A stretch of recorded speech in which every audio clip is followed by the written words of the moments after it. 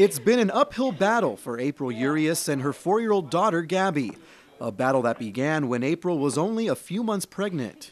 I started having problems. I was going to the doctor like every week. The 20-year-old first-time mother was diagnosed with lupus, and the autoimmune disease set the stage for a frightening pregnancy. I had to be in the hospital for a month before I had Gabby. They were afraid for me. They said it's either you or the child. As if the young mother hadn't been through enough, the toughest times were yet to come.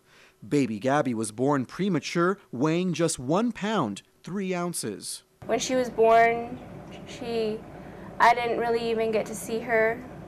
They took her right away because she was losing oxygen inside. Gabby was in the NICU for 6 months. In the NICU, he was straight up with me and told me that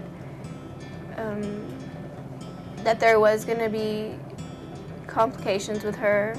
There was going to be things wrong with her, and I was okay with it. She's still my daughter.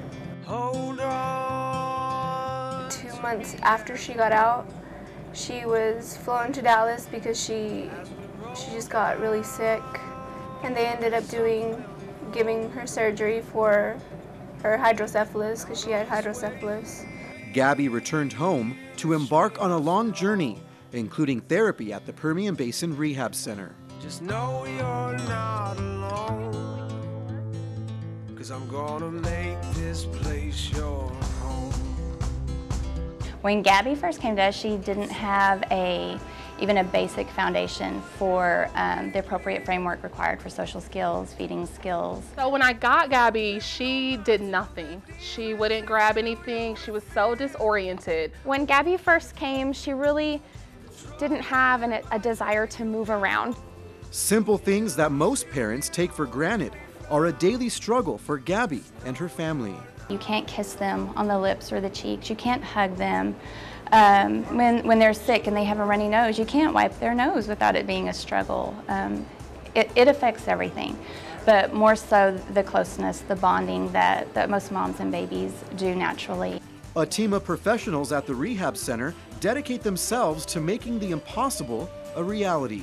We started with orienting her to objects and people and tasks. Also, I worked on her head control with her. We're also working on her sitting balance. As we started working with her, she just came alive. Her personality started coming out. She started laughing.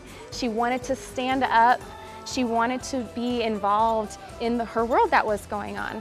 Nearly 2 years later, Gabby and her therapists are as close as family. I love me some Gabbies! And the family is now tackling bigger tasks. My primary focus right now is her being able to feed herself. Now we're trying to teach her how to chew, how to bite, things we all take for granted. The food hits our lips and we think, it's so good, and we chew it up and we swallow it, and Gabby can't do that. Though there's still a long road ahead, little victories every day and the obvious progress over time makes the hard work worthwhile. If you look at where she started from and how much she's overcome and how much she's learned, it's hard not to get excited about that. I've seen her come from, just laying around, being still, to becoming alive. Feels like sitting and holding her core and things like that she could not do, and she can do those things now.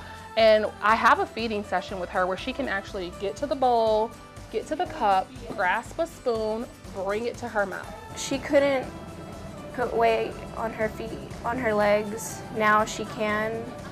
She thinks it's so funny. She starts jumping because she's so excited.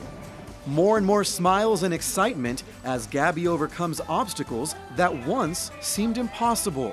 And thanks to the hard work and love of her therapists at the Permian Basin Rehab Center, combined with that of her family, Gabby is beginning to shine. There is a little girl inside Gabby who is trying to show the world what she is. It obviously helps Gabby, it helped her, and it's still helping her, and I'm sure it can help many more.